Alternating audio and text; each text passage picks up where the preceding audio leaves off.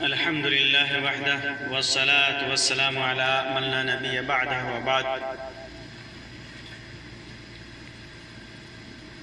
محترم سامعین و ناظرین،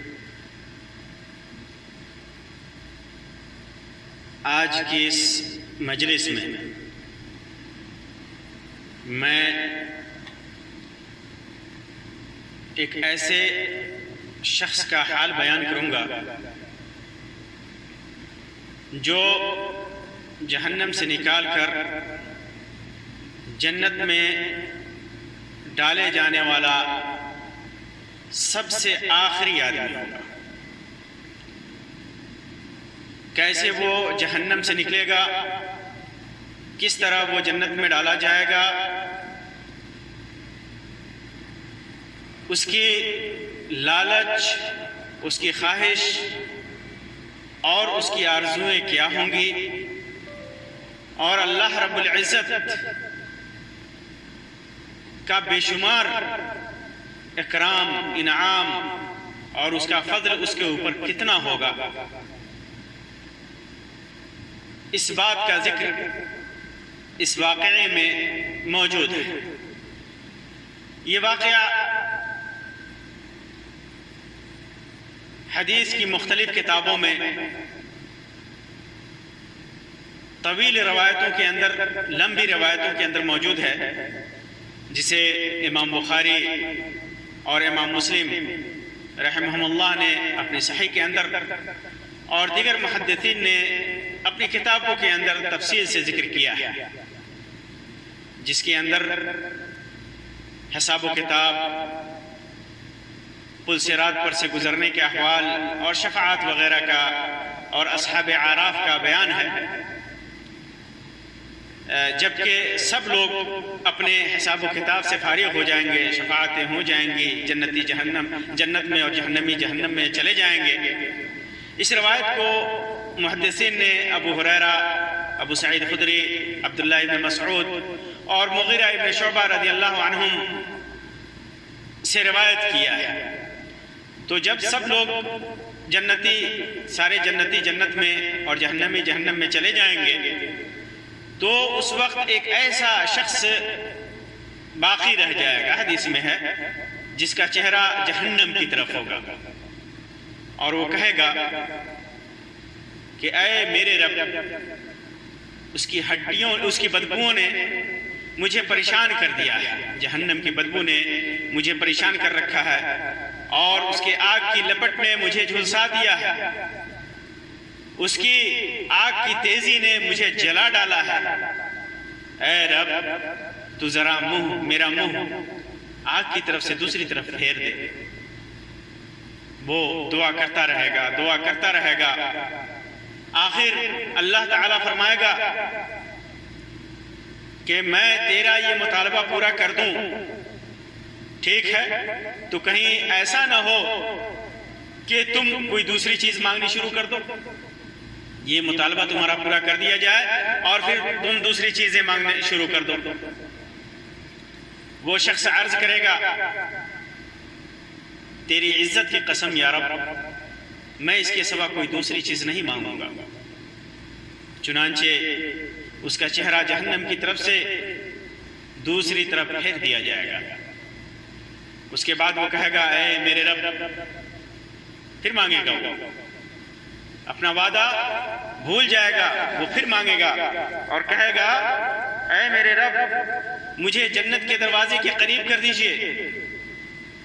اللہ تعالیٰ فرمائے گا، کیا تو نے ابھی یقین نہیں دلایا تھا، تو نے وعدہ نہیں کیا تھا کہ اس کے سوا اور کوئی چیز نہیں مانگے گا؟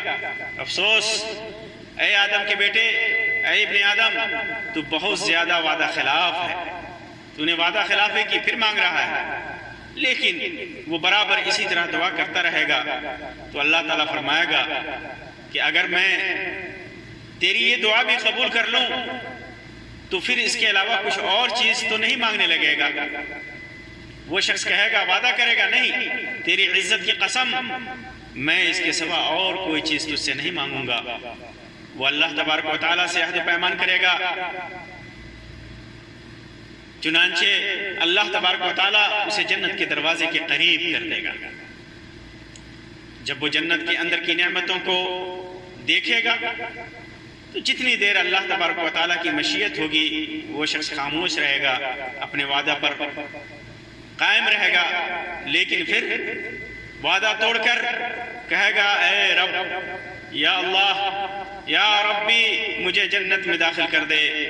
اللہ تعالیٰ فرمائے گا کہ کیا تو نے یہ یقین نہیں دلایا تھا کہ اب تو اس کے سوا کوئی چیز نہیں مانگے گا؟ اے آدم کے بیٹے، افسوس تو کتنا وعدہ خلاف ہے۔ وہ شخص عرض کرے گا ربی، اے میرے رب، مجھے اپنی مخلوق کا سب سے بدبخت بندہ نہ بنا۔ اگر تو مجھے جنت میں نہیں داخل کرے گا تو میں تیری مخلوق کا سب سے بدبخت بندہ رہوں گا، اور ایسا تو نہ کر۔ یہ روایت عبداللہ بن مسعود رضی اللہ عنہ کی روایت میں سے آئی ہے، جس کے اندر ہے کہ سب سے آخر جو جنت میں جائے گا وہ ایک ایسا شخص ہوگا جو گھٹنوں کے بل چلے گا۔ اس شخص کے احوال میں اس روایت میں ذکر ہے کہ وہ گھٹنوں کے بل چلے گا، پھر چلتے ہوئے اوندھا گرے گا اور جہنم کی آگ اس کو جلاتی رہے گی۔ جب دوزخ سے پار ہو جائے گا، جہنم میں چلتا رہے گا، وہ گرتا رہے گا اوندھے منہ، گھٹنوں کے بل چلتا رہے گا، یہاں تک کہ وہ جہنم سے پار ہو جائے گا تو پیٹھ موڑ کر اس کی طرف دیکھے گا، جہنم کی طرف، اور کہے گا تبارک الذی نجانی من، تبارک الذی نجانی من، بڑی برکت والا ہے وہ اللہ جس نے نجات دی مجھ کو تجھ سے۔ اے جہنم، وہ بڑی برکت والا اللہ ہے جس نے مجھے تجھ سے نجات دی ہے۔ بے شک اللہ تعالیٰ نے مجھے اتنا دیا کہ وہ ایسا کسی کو نہیں دیا۔ جب جو جہنم سے بچ جائے گا تو جہنم کی ہولناکی کو، جہنم کی خطرناکی کو سے بچنے کو وہ اتنی بڑی نعمت اور اتنا بڑا فضل اور اتنا بڑا انعام تصور کیا گیا کرے گا کہ کہے گا کہ اللہ تعالیٰ نے مجھ کو اتنا زیادہ دیا ہے کہ اگلے پچھلوں میں سے کسی کو نہیں دیا ہے۔ یہ جہنم کی ہولناکی ہوگی کہ جس کے بچنے کے بعد انسان سمجھے گا کہ اللہ تبارک و تعالیٰ نے اسے ابھی وہ جنت میں بھی نہیں کیا، پھر بھی وہ سمجھے گا کہ اللہ تبارک و تعالیٰ نے اسے بہت زیادہ دیا ہے جتنا کسی کو نہیں دیا۔ پھر اس کو ایک درخت دکھائی دے گا، سامنے ایک درخت دکھائی دے گا، کہے گا یا رب، اے رب مجھ کو اس درخت سے نزدیک کر دے، میں اس کے نیچے سائے میں رہوں اور اس کا پانی پیوں، اس کے نیچے بہتے ہوئے چشمے سے میں پانی پیوں، اس کے سائے میں رہوں، اس درخت کے تو قریب کر دے۔ اللہ تعالیٰ فرمائے گا اے آدم کے بیٹے، اگر میں تیرا یہ سوال پورا کر دوں تو اور سوال کرے گا۔ وہ کہے گا نہیں اے رب، ایسا میں نہیں کروں گا اور کچھ نہیں مانگوں گا۔ وہ عہد کرے گا کہ میں کچھ نہیں مانگوں گا، کچھ سوال نہیں کروں گا۔ اس کے بعد اللہ تبارک و تعالیٰ اس کا عذر قبول کر لے گا، اس کے وعدے کو مان لے گا، اس لیے کہ وہ ایسی نعمت کو دیکھتا ہوگا جس پر اسے صبر نہیں ہو سکتا۔ وہ ایسی نعمت جہنم سے نکلنے کے بعد وہ ایسی نعمت دیکھ رہا ہے کہ اس نعمت کو دیکھ کر کے کوئی صبر ہی نہیں کر سکتا۔ وہ کیسے صبر کرے گا؟ یعنی انسان اتنا بے صبر ہے کہ وہ جب تکلیف میں مبتلا ہو اور عیش کی بات دیکھے، عیش و عشرت، جب تکلیف میں مبتلا ہو انسان اور جب تکلیف سے نکالا جاتا ہے تو پھر عیش و عشرت کی بات دیکھتا ہے تو پھر اس کی خواہش کرنے لگتا ہے کہ کاش یہ چیز مجھے مل جاتی، اور اس کے حصول کی کوشش کرنے لگتا ہے۔ آخر اللہ تعالیٰ اس کو اس درخت کے نزدیک کر دے گا، اس درخت کے پاس کر دے گا، وہ اس کے سائے میں رہے گا اور وہاں کا پانی پیے گا۔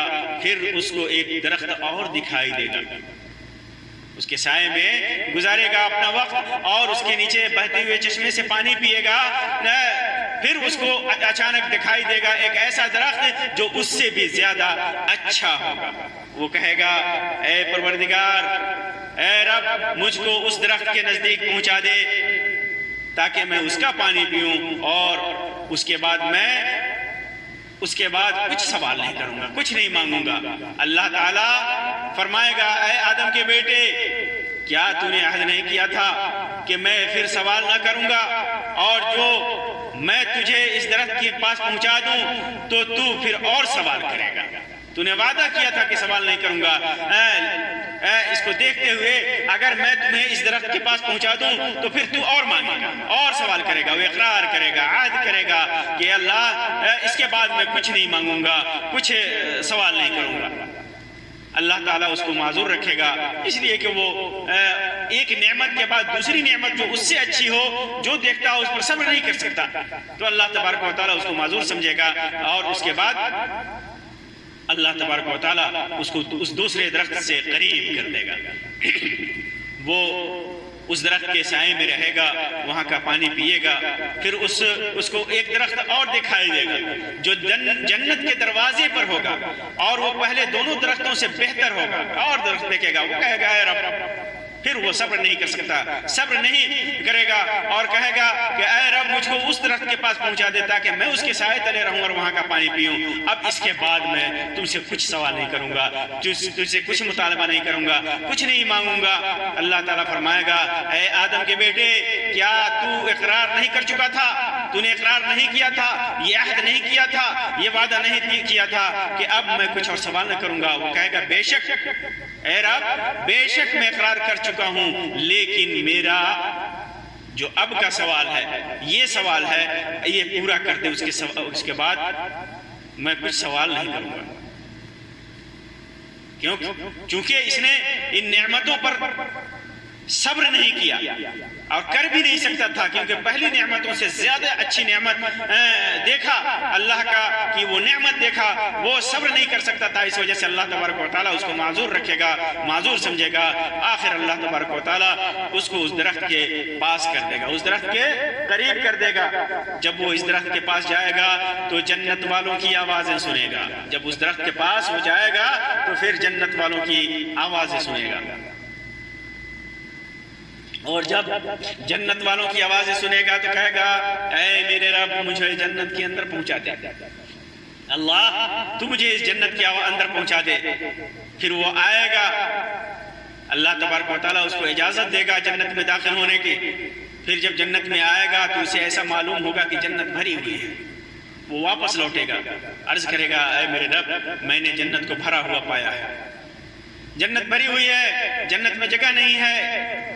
اللہ تعالیٰ کہے گا کہ جاؤ جنت میں داخل ہو جاؤ، جاؤ داخل ہو جاؤ، تمہیں دنیا اور اس سے 10 گنا زیادہ دیا جاتا ہے، یا یہ کہے گا کہ تمہیں دنیا کے 10 گنا زیادہ دیا جاتا ہے۔ اللہ تعالیٰ کہے گا کہ تمہیں دنیا اور اس سے 10 گنا زیادہ دیا جاتا ہے، یا کہے گا کہ دنیا کے 10 گنا زیادہ دیا جاتا ہے۔ اور ایک روایت میں اللہ تعالیٰ فرمائے گا اے آدم کے بیٹے، تیرے سوال کو کون سی چیز تمام کرے گی؟ تمہارا سوال کیسے رکے گا؟ تیری خواہش کب ختم ہوگی؟ یہ بار بار سوال کرنا تو کب بند کرے گا؟ چلو کیا تو اس بات پر راضی ہے کہ میں تجھے ساری دنیا کے برابر دوں اور اتنا ہی اور؟ تو کیا تمہارا سوال بند ہو جائے گا؟ تمہارا مطالبہ بند ہو جائے گا؟ وہ انسان برابر دعا کرتا رہے گا، یہاں تک کہ اللہ تبارک و تعالیٰ سب کچھ دے دے گا اور ہنس دے گا۔ اللہ تبارک و تعالیٰ ہنس دے گا تو وہ کہے گا اے اللہ اتسخر بی او اتضحک بی وانت الملک، اے اللہ تو میرا مذاق بنا رہا ہے، میرے اوپر تو ہنس رہا ہے، تو میرے اوپر ٹھٹھا کر رہا ہے، حالانکہ تو شہنشاہ ہے، تو بول رہا ہے کہ اتنا اتنا دے گا، تو شہنشاہ ہے، بادشاہوں کا بادشاہ ہے، تو رب ہے، تو مالک ہے، پھر بھی تو ٹھٹھا کر رہا ہے، مجھ سے مذاق کر رہا ہے۔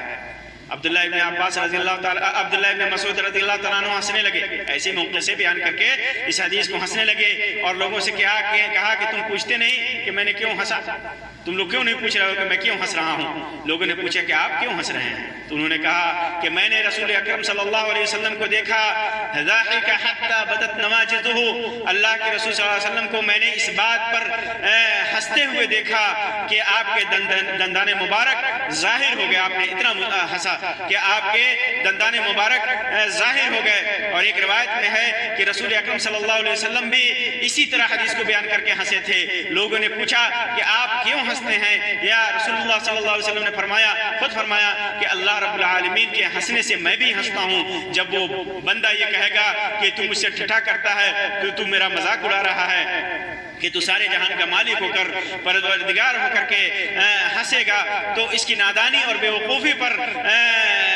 تبارک و تعالیٰ فرمائے گا کہ میں ہنس نہیں رہا ہوں، میں ٹھٹھا اور مذاق نہیں کر رہا ہوں، کیونکہ ٹھٹھا کرنا، مذاق کرنا یہ میری ذات کے لائق نہیں، وہ بندوں کے لائق ہے، بلکہ میں جو چاہتا ہوں کر سکتا ہوں، میں دے سکتا ہوں، اور میں تجھے دوں گا۔ تو جب اللہ تعالیٰ ہنس دے گا، مسکرا دے گا، تو اس شخص کو جنت میں داخل ہونے کی اجازت مل جائے گی۔ پھر وہ شخص جنت میں جائے گا، وہ شخص اندر چلا جائے گا جنت کے اندر، تو اس سے کہا جائے گا کہ فلاں چیز کی خواہش کر۔ اللہ تبارک و تعالیٰ کہے گا کہ فلاں چیز کی خواہش کر، چنانچہ وہ اس کی خواہش کرے گا۔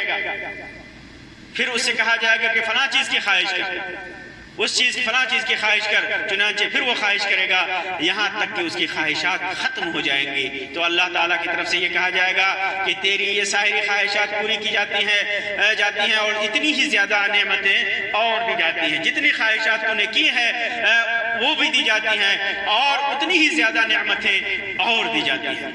مغیرہ ابن شعبہ رضی اللہ تعالیٰ عنہ کی روایت میں ہے کہ اس سے کہا جائے گا کہ کیا تو راضی ہے اس بات پر کہ تجھے اتنا ملے جتنا دنیا کے ایک بادشاہ کے پاس تھا؟ جتنا دنیا کا ایک بادشاہ دیا گیا تھا، بڑے سے بڑا بادشاہ، اگر تجھے اتنا مل جائے تو کیا تو راضی ہو جائے گا؟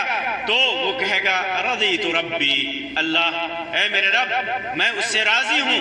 حکم ہوگا کہ جا لک ذالک ومثلہ ومثلہ ومثلہ ومثلہ، جا تجھے اتنا ہی اور اتنا ہی اور اتنا ہی اور اتنا ہی اور پانچویں بار میں کہے گا رضیت ربی، وہ پانچویں بار میں کہے گا کہ اے رب میں راضی ہوں۔ تو اللہ تبارک و تعالیٰ کہے گا کہ ھذا لک وعشرۃ امثالہ، عشرۃ امثالہ، یہ تجھے دیا جاتا ہے جتنا بھی دیا گیا، اور اس کے 10 گنا اور زیادہ دیا جاتا ہے۔ وَلَكَ مَشْتَهَتْ نَفْسُكَ، اور جتنا تیرا نفس خواہش کرے، جتنی تجھے چاہت ہو، جتنے سے تمہارا نفس راضی ہو، اور جتنا تیرا جی چاہے، اور وَلَذَّتْ عَيْنِكَ، اور تمہاری آنکھ کو جتنی بھلی لگے وہ سب تجھ کو دیا جاتا ہے۔ جاؤ، کہے گا رضیت ربی، اے میرے رب میں راضی ہو گیا۔ تو اللہ تبارک و تعالیٰ کی اتنی نعمتیں اس کو ملیں گی، کب؟ جہنم سے نکالے جانے کے بعد، وہ بھی سب سے آخر میں نکالے جانے کے بعد، اور جنت میں داخل کیے جانے کے بعد اس کی خواہشات، اس کی تمنائیں، اس کی آرزویں، اس کے مطالبات ساری کچھ دے کر کے اللہ رب العزت اس سے بھی بڑا انعام و اکرام اسے نوازے گا۔ ابو ہریرہ رضی اللہ تعالیٰ عنہ فرماتے ہیں کہ یہ شخص جنت میں سب سے آخر میں داخل ہونے والا ہوگا۔ ابو سعید خدری رضی اللہ تعالیٰ عنہ کی روایت میں ہے کہ تمہیں یہ سب چیزیں ملیں گی اور اس سے بھی 10 گنا زیادہ ملے گا، اور کہا جاتا ہے کہ جنت کا سب سے کم درجے والا شخص ہوگا، یہ شخص جنت کا سب سے کم درجے والا ہوگا۔ اب سمجھ لیجئے کہ سب سے بڑے درجے والے کا حال کیا ہوگا، اسے کتنی نعمتیں ملیں گی۔ یہاں اس چیز کی وضاحت ضروری ہے کہ یہ آخری آدمی جو جہنم سے نکل کر کے جنت میں داخل ہوگا، جسے جنت میں داخل کیا جائے گا جہنم کا عذاب دینے کے بعد، اس پر اللہ تبارک رب العزت کا بے شمار انعام و اکرام اور فضل ہوگا، اللہ تبارک و تعالیٰ کی بخشش ہوگی۔ وہ شخص بھی کون ہوگا؟ یہ آخری شخص بھی کون ہوگا؟ وہ بھی مومن موحد ہوگا، صاحب ایمان ہوگا، موحد ہوگا، کیونکہ کافر غیر مومن ہمیشہ جہنم میں رہے گا، اور مشرک کی بخشش اللہ تبارک و تعالیٰ کبھی نہیں کرے گا۔ جس نے شرک کیا، جس نے اللہ کے علاوہ دوسرے سے دعا کی، دوسروں سے فریاد کی، دوسروں سے استعانت کی، دوسروں سے استغاثہ کیا، دوسروں کو غوث سمجھا، دوسروں کی عبادت کی، دوسروں کو اللہ تبارک و تعالیٰ کے ساتھ ان عبادتوں میں شریک کیا، غیر اللہ کے لیے نذر و نیاز کیا، غیر اللہ کے سامنے سجدہ کیا، غیر اللہ سے فریاد کی، غیر اللہ سے استغاثہ کیا، غیر اللہ سے کی پوجا کی، تو اللہ تبارک و تعالیٰ اسے کبھی نہیں بخشے گا، کیونکہ اللہ تبارک و تعالیٰ نے اپنی بخشش کی شرط رکھی ہے کہ اس کے ساتھ کسی چیز کو نہ اس کی ذات میں، نہ اس کی صفات میں، نہ اس کی عبادتوں میں، کسی بھی چیز میں کسی دوسرے کو شریک نہ کیا جائے، یہ مغفرت کی شرط رکھی ہے۔ اسی وجہ سے اللہ تبارک و تعالیٰ ایسے لوگوں کو جو مشرک ہیں، اگر وہ دنیا میں ہی توبہ کرنے سے پہلے شرک پر مرے ہیں تو اللہ تبارک و تعالیٰ انہیں نہیں بخشے گا۔ اللہ تعالیٰ فرماتا ہے ان اللہ لا یغفر ان یشرک بہ، اللہ تبارک و تعالیٰ کے ساتھ شرک کیا جائے اسے اللہ تبارک و تعالیٰ نہیں بخشے گا۔ وَيَغْفِرُ مَا دُونَ ذَلِكَ لِمَن يَشَاءُ، اور شرک کے علاوہ جس نے جتنا بڑا بھی گناہ کیا ہو، اگر اللہ تعالیٰ چاہے تو اسے بخش دے گا، جیسا کہ شفاعت کی روایتوں میں ہے کہ اہل کبائر بڑے گناہ والوں کے لیے اللہ کے رسول صلی اللہ علیہ وسلم کی شفاعت ہوگی اگر وہ موحد ہیں، توحید پہ مرے ہیں اور ایمان پہ مرے ہیں۔ اسی طرح اللہ اپنی رحمت سے، جیسا کہ اس روایت میں نے بیان کیا اس قصے میں، اپنی رحمت سے اپنے بندے کو اگر وہ موحد ہے اور مومن ہے تو اللہ تعالیٰ بخشے گا، اور اس کے علاوہ بھی دیگر لوگوں، انبیاء، صلحاء، شہداء اور مومنین، متقین اور مخلصین کی شفاعتوں سے انہیں بخشے گا۔ لیکن مشرک کو نہ کسی کی شفاعت سے بخشے گا، اور نہ کسی کی سفارش سے بخشے گا، اور نہ کسی اچھے عمل کی وجہ سے بخشے گا، اور نہ ہی اپنی رحمت سے بخشے گا، بلکہ اسے سزا دے گا، کیونکہ شرک ایک ایسا گناہ ہے جو اللہ تبارک و تعالیٰ کے یہاں ناقابل معافی ہے۔ اسی وجہ سے اللہ تعالیٰ نے فرمایا کہ ان اللہ لا یغفر ان یشرک بہ ویغفر ما دون ذلک لمن یشاء ومن یشرک باللہ، جس نے بھی اللہ تبارک و تعالیٰ کے ساتھ شرک کیا فقد افترى اثما عظیما، اللہ تبارک و تعالیٰ کے اوپر بہت بڑا بہتان تراشا اس نے۔ اور ایک جگہ فرمایا ان اللہ لا یغفر ان یشرک بہ ویغفر ما دون ذلک لمن یشاء ومن یشرک باللہ فقد ضل ضلالا بعیدا، جس نے اللہ تبارک و تعالیٰ کے ساتھ شرک کیا وہ بہت دور گمراہی میں جا پڑا۔